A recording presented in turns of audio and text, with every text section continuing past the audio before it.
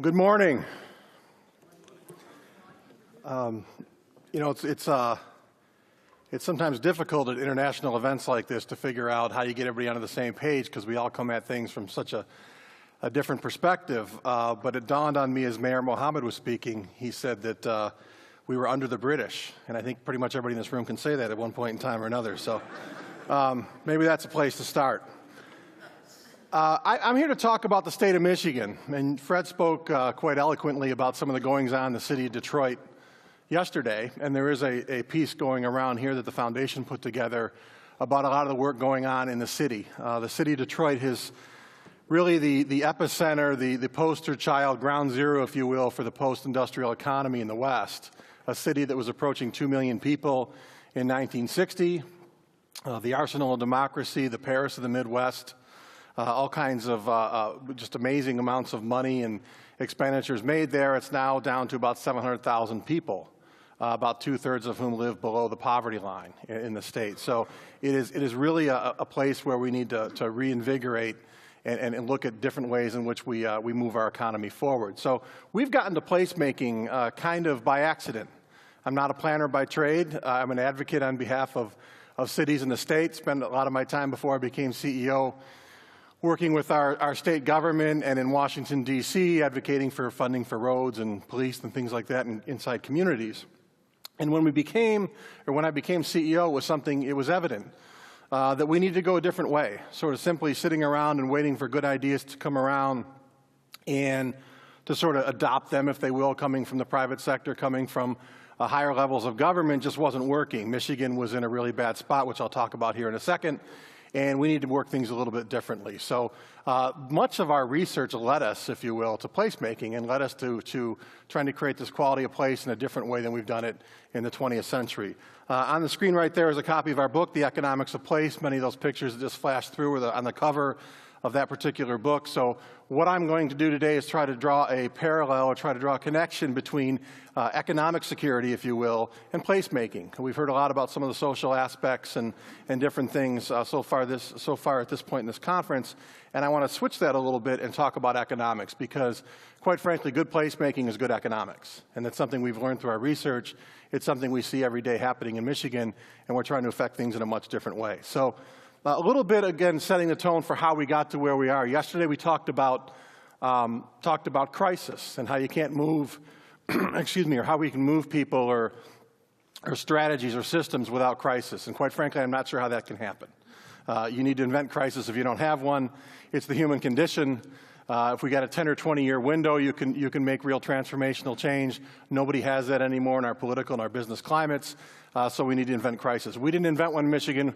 We've got one of our very own. Behind there, the picture that you see up on the list is actually the old Packard plant. Does anybody remember Packard cars from 1946? And Michigan really was that. The Packard plant today, for those of you who were in Detroit earlier this year as part of the PPS programming, may have seen the Packard plant. It's one of our grand ruins in the city. It's over a mile long. Again, this enormous industrial complex. It's empty. The fire department has stopped responding because there are usually 1 or 2 fires every night. They're hoping one of these just sort of takes it down, if you will. So it's sort of illustrative of what's going on in our state. Our quality of life in Michigan has dropped significantly. As you see, among the 50 among the 50 states, we dropped to 37th in per capita income, which is 19 spots in 8 years. A state of 10 million people lost 1 million jobs inside of a decade. So you can see really where the change is happening there. That's because manufacturing is just dropping off the face of the earth, if you will, the sort of old school manufacturing. We like to say manufacturing as we know it is gone. That's what we were built around. Manufacturing is still vitally important, but it's value-added manufacturing. It's thought manufacturing. It's robots. It's engineers. It's high-tech stuff as opposed to sort of the brawn that you had. Because for the better part of the 20th century, you could have a 7th or 8th grade degree and go knock on the door at Ford or GM or Chrysler or one of the large suppliers and get yourself a job paying you above the national average with health care, with retirement benefits. Everything was great. Now you can't do that anymore. So that's really the whole part of our society we've lost. We're not adapting as a state fast enough to a knowledge-based economy, if you will. Something that's very important, especially in the Western countries, looking at all different ways of describing it. but obviously thinking when you work, if you will, is something much more important now than sort of the old school brawn, and especially when you look at the growth in communities, when you look at where the jobs are, the high-paying jobs, they're a much different type of job. And again, our entire culture was something different. Our entire culture was just build, be heavy, be strong. We're underinvesting in things that matter. So at a time when degrees count, at a time when it's important to attract talented people and businesses and entrepreneurs to your communities, our state, because of the economic doldrums, largely from some of the issues I'm talking about right here, is underinvesting in things like universities, community colleges, our state infrastructure, and the like. So at a time where we need more of that to compete, we're actually getting less of it, which is a political disconnect that we could talk about for a long time here, but I only have 20 minutes. One of the things we talk about is our millennials don't want to live in our state. Everybody familiar with the term millennials? We talk about different generations. Millennials are 20-somethings, maybe early 30-somethings. In the States, at least, they're the most mobile population that we've ever had. And they're choosing place first before they choose a job, which is something much different. Before in our state, and throughout the United States at least, if you got transferred somewhere, you threw a for sale sign on the lawn, you took your spouse and your kids and you went wherever the company sent you. It's no longer the case. Individuals, especially talented individuals, young individuals, are choosing place first. They're doing different things. We used to talk about a corporate ladder. It's now a corporate rock climb. People want to go up, but they want to go in different directions, trying different things, much more entrepreneurial. And the place itself is the important thing about what you need to have as far as moving forward economically. And entrepreneurs aren't being attracted either, which is something that sort of flies in the face of these large-scale businesses that we had that were actually very non-entrepreneurial moving forward for 100 years. What we know degrees count. We know knowledge-based matters, degrees count, and education counts. Technology allows people to live anywhere, yet they're choosing cities. This is something that the futurists got wrong, right? We all know that. That's why we're here. We're 20 years into the Netscape revolution, the browser. Remember, cities were going to empty and everyone's going to live on a mountaintop and email their work in, and it hasn't happened, right? We're the most urbanized we've ever been as a people. 60 million people every year move to cities. We're seeing the same kind of issues. Even in a community like Detroit that's hemorrhaging people in total, they're still seeing influxes of individuals like this millennial class that I talk about. So it's a much different thing that we know about. The population is mobile, and what we found out is place attracts people. So one of the things we did early on was a lot of research. Again, we're not placemakers, we're not planners, we're not traffic engineers, we're not the types of people that sort of study this stuff and get there. We just sat down as a group to try to figure out, why is Seattle working better than us? Why is Portland working? We even looked at some of the European countries, the Austins and the Bostons and the places around the states that are doing well economically, and we started to see what they were doing better than us. Because in Michigan, at least, and pretty much throughout the United States, when we talk about economic development, we talk about taxes, we talk about regulation, and then we stop the conversation. That's it. And those things are important, there's no question, but when we started looking at the places that were kicking our butts economically, they weren't beating us in those areas anymore. They were beating us in some of the other spots that we talk about from a placemaking perspective. The other thing, too, that's very important is we're in a worldwide competition for talent. You may see this in many of your areas. It used to be that one community used to fight the other community for jobs. All the economic development programs were sort of set up to deal on a regional basis, and now we're all in competition with each other from all over the world, which requires a whole different system in terms of how we look at things. Again, drawing an economic analogy, this is a quote we like to use from the publisher of Forbes magazine. I'll read it for those of you in the back. It says, "The most valuable resource in the 21st century is brains. Smart people tend to be mobile. Watch where they go, because where they go, robust economic activity will follow."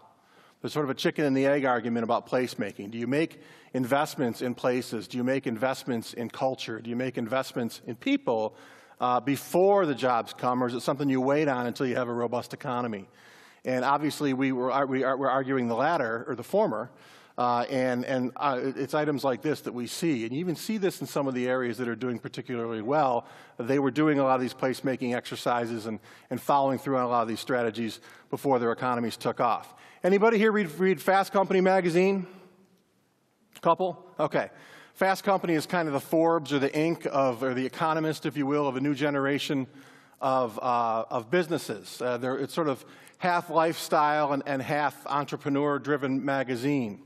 And they try to find the fast companies, the next Google, the next Microsoft, the next, we like to say, the guy who's blogging right now in his underwear in his mother's basement that's going to be a billionaire in a couple of years. That's the guy they're looking for. And one of the things they do in addition to finding fast companies is they create fast cities, or they look and they identify fast cities. In the past, they've identified London and Chicago for a whole bunch of different reasons. But last year, they chose 9. And these are large cities down to small cities. They're international as well. I know they had San Francisco and a couple big cities in there. The smallest community on this list had 3,400 people. But these are the 9 reasons why they chose them. Again, venture capital mindset in one area, Renaissance neighborhoods, car sharing, culture is front and center, open source government, farm fresh food, those types of things. This is a business magazine talking to business people about the best places to do to take their companies, the best places to do work. Again, much different than in sort of this industrial-based 20th century that we had. So all of our research has led us to what we call our 8 assets. So this is where placemaking comes in. When we look at all those places that do well economically, we try to figure out what do we need to do here to sort of catch up or even surpass, if we hope, in many of those positions. 8 things come to mind, and it's these 8 things that we advocate on as an organization. This is what we train our local officials on.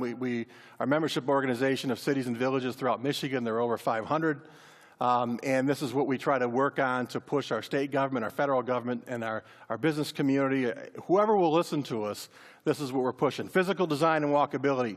We've heard a lot about that here today. Fred talked quite a bit about the transformation that they're leading, that PPS is leading going on in Detroit.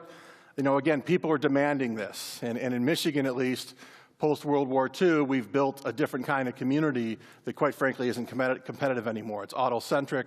It's disconnected. We've given up on places like Detroit that were developed and designed in a different way, and now all of a sudden that's what people want. And we've got to figure out a way to sort of flip the switch. Green initiatives, extremely important. Again, we know all the moral reasons and the emotional reasons and everything else why green initiatives matter, but think about the economic ones, especially those young people. Talk to a 20-something entrepreneur and ask if she would rather have her business in a community with relaxed environmental standards or one with a long-term commitment to sustainability. She'll choose the latter 99 times out of 100. It's no longer, there's no global warming fight to anybody under the age of 40. The only fight is what are we going to do about it. Cultural economic development, celebrating who you are and what's different than the guy next door is something that's very important. So come to Stockholm, go somewhere else, find out the wonderful things they're doing in that community. Don't go home and try to recreate them, but understand the ideas, understand the values and how they got to where they are and the lessons that they learned, and go home and sort of wrap it around who you are at home. Entrepreneurship, again, very important. Many of our economic development agencies are still in sort of the economic hunting mode, which the hunting mode is sort of arm yourself with a tax abatement and some job training money and a free building and maybe a grant to build a new road, and you go, slay a Toyota plant somewhere else and come down and plop it in a green field and declare victory. That's what we did for the better part of the 20th century. We're pretty good at it. That's not how these places that are doing well economically are moving. I guess if you can do that, we can argue good or bad. But entrepreneurism and small business is something that's very important to us. So are your economic development agencies in your cities, your chambers of commerce, your NGOs, are they able to count jobs 1 by 1 and 2 by 2 and 3 by 3? Are you able to help those people that are doing 2 or 3 jobs, working around different angles and different things that don't fall into some of the usual survey paths? Messaging and technology, obviously very important, especially in recreating places. Multiculturalism, very important. It's kind of a tough sell in a Midwestern state sometimes, but quite frankly, being welcoming to all, that's something that's very important, whether you're trying to attract international business, whether you're looking at people from all different walks of life, understanding you've got to get sort of everybody involved in the community and not just sort of have translations of documents at City Hall, but actually being out there in the streets celebrating the different diversity that you can have in your community and understanding that's something that not only is an important thing for the people who live there from a quality of life experience, it's an important economic development issue as well. Transit and transportation. Again, we're the automobile state. Detroit was and probably still is the car capital of the world. That's good, I guess, in some ways. We don't have transit in the city of Detroit because of that. So we are the largest city in North America without transit. We have the city of, I said, now down to 700,000, 5 million or so people in the area. We don't have a transportation system. We've got to figure that out too.